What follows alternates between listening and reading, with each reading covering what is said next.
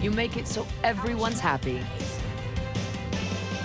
That's Ford, and that's how you become America's best-selling brand. Now get a Ford Escape with 0% financing for 60 months, or choose $3,500 cash back, or lease an Escape for just $199 a month, only at your local Ford dealer. We begin with breaking news from Fairfax County. A pedestrian struck by a car, left fighting for their life, and the driver took off. This happened along Greenberry Lane and Evergreen Lane. And again, the pedestrian is in critical condition right now. Stay with ABC7 and WJLA.com. We will bring you updates on this story as soon as we have them. And now to our top story for the evening. We didn't do it. We didn't make those calls. Yeah, but the bill is on their table tonight. An Alexandria law firm on the hook for $65,000, all because of a phone scam. So the hackers got into their system, and next thing they knew, there were charges from random calls to places like Serbia and Algeria. Tim Barber filed this report that you'll see only here on 7. David Shamowitz just got a $65,000 phone bill. Are you going to pay it? No way.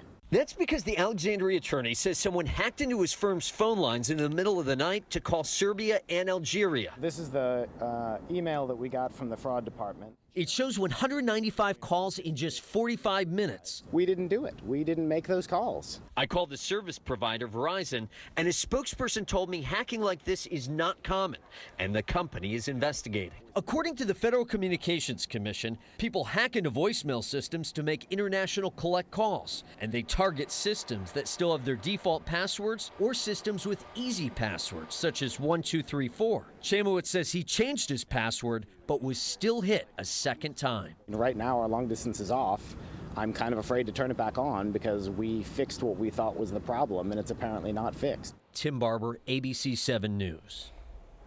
And developing now, a woman shot at a school bus stop in front of young children. It happened this morning in Oxon Hill. The victim is still being treated at the hospital, but there's no word yet on her condition. Police released this picture. This is the suspect. His name is Roland Sims. Police are searching for him right now, and he is considered armed and dangerous. Investigators believe that shooting was tied to a domestic situation. Well, police say they caught the man who fired a gun at a police cruiser last weekend, and there was an officer inside. Brian Landaverde now is charged with attempted murder. Police say he shot at a police cruiser Sunday night in Great Falls. The officer not hit, not hurt. Police say 3 people were in that car before the shooting. 2 teenagers have also been arrested in connection with this case. Happening right now in Virginia Beach, the search for this missing mother and her 2 young children. Family and friends haven't heard from her, Monica Lamping, since Saturday. They know that she went out on a blind date with a man named Chad, and that's it. Well, on Sunday, there was a fire at the empty home, and police are now concerned about the family, that they're in danger. They're asking anyone with information to come forward. All right, we're going to clear the clouds during the overnight hours, and that means more sunshine on the way tomorrow, waking up bright and early. Temperatures around 40 degrees by the noontime hour, even more sun. So grab the sunglasses as you head out the door. Temperatures lower 50s, and we should make it to the middle to upper 50s to close to 60 degrees for daytime highs tomorrow. We're tracking a cold front that's set to arrive late tomorrow night, early Thursday morning. More on that, plus a cool down for the weekend and your 10-day outlook in just a few minutes. Jonathan? Steve, we'll see you then. Thanks. New tonight, concerned Metro workers have a whole lot of questions, especially about possible job cuts and service changes. Everything was on the table at a town hall tonight. So what does that mean for Metro's future? Jay Korf was live at that meeting tonight, and a lot of folks are a little worried about their jobs right about now, Jay. Indeed, Jonathan, and some of those who work here at this metro station in Northern Virginia, not only do they fear their jobs, but they say those potential job cuts they believe will affect riders and service.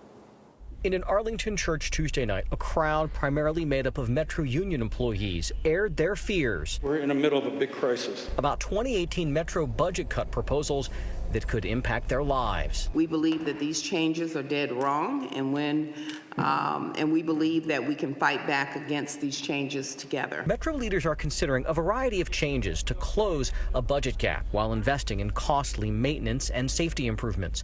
Those changes include increasing rail and bus fares while reducing train and bus service. It's ridiculous They're holding Virginia hostage. Former bus operator Quincy Jones says Northern Virginia, with several bus routes under consideration for elimination, will be hit hard. Virginians should be outraged. This is going to cause a catastrophe. All of these cuts in Virginia, it's already gridlock. Arguably the biggest fear in this room, job cuts. Metro is proposing to eliminate through various means about 1,000 positions. This shop steward says that will lead to transportation chaos. What do you think is going to happen if you take our jobs from us? You're going to have people sitting in traffic, just sitting around all day long, and then you're really going to turn everybody against you. So these workers were also talking about strategy because Metro's big public hearing about these potential budget cuts Monday.